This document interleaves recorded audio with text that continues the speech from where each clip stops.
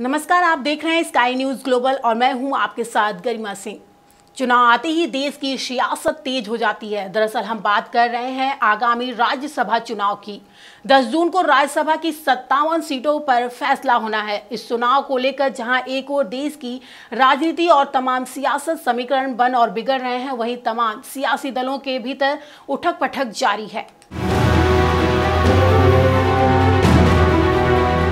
जिन 57 सीटों पर चुनाव होना है उनमें 11 सीटें यूपी, 6 सीटें महाराष्ट्र, तमिलनाडु, 5 सीटें बिहार, 4 सीटें आंध्र प्रदेश, कर्नाटक और राजस्थान, 3 सीटें मध्य प्रदेश और उड़ीसा और 2 सीटें पंजाब, छत्तीसगढ़, तेलंगाना, हरियाणा, झारखंड और 1 सीट उत्तराखंड में शामिल है। राज्यसभा चुनाव के लिए तमाम राजनीतिक दलों की ओर से उम्मीदवार घोषित किए जा रहे हैं और ज्यादा सीटें हासिल करने के लिए समीकरण भी बैठाए जा रहे हैं।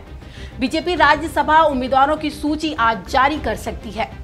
राज्यों में सबसे पहले बात करें तो यूपी आता है, क्योंकि उत्तर प्रदेश में बीजेपी ने एक बार फिर से प्रचंड बहुमत के साथ सरकार बनाई है। तो ऐसे में ये साफ हो चुका है कि फिर एक बार यूपी की सबसे ज्यादा सीटें एनडीए को मिलने वाली है। ऐसा माना जा रहा है कि इस बार एनडीए की 11 सीटों में से 8 सीटें आसानी से जीत दर्ज कर सकती है। सपा गठबंधन भी 3 सीटों पर जीत दर्ज कर सकता है, लेकिन बसपा और कांग्रेस के खाते में इस बार कोई भी सीट जाती दिखाई नहीं दे रही है। वहीं सपा की बात करें तो कांग्रेस के पूर्व वरिष्ठ नेता कपिल सिब्बल, सपा के पूर्व राज्यसभा सदस्य रहे जावेद अली और राष्ट्रीय लोकदल प्रमुख जयंत चौधरी को अपना राज्यसभा उम्मीदवार घोषित किया गया है। बात अगर बिहार की करें तो वहां पर राज्यसभा की 5 सीटों के लिए चुनाव होने जा रहे हैं। पार्टियों ने अपने उम्मीदवारों का ऐलान भी शुरू कर दिया है। बीजेपी यहां से एक ब्राह्मण और एक पिछड़ा वर्ग के उम्मीदवार को सीट देने के मूड में है। ब्राह्मण चेहरा सतीश दुबे और एक अन्य पिछड़ा वर्ग से उम्मीदवार होगा। बिहार में सीटों की संख्या में कम होने के चलते नीतीश की जेडीयू के इस बार सिर्फ एक सीट के साथ समझौता करने की संभावना है। महाराष्ट्र में बीजेपी के पास 2 सीटें हैं।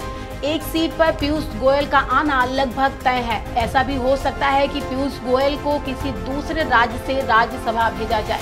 सत्तारूढ़ शिवसेना, राष्ट्रवादी कांग्रेस पार्टी और कांग्रेस अलग अलग अपने एक प्रत्याशी को जीत दिला सकते हैं, लेकिन तीनों के गठबंधन के चलते एक और उम्मीदवार को राज्यसभा भेजा जा सकता है। अभी के लिए बस इतना ही। आगे और देखते रहिए स्काई न्यूज ग्लोबल।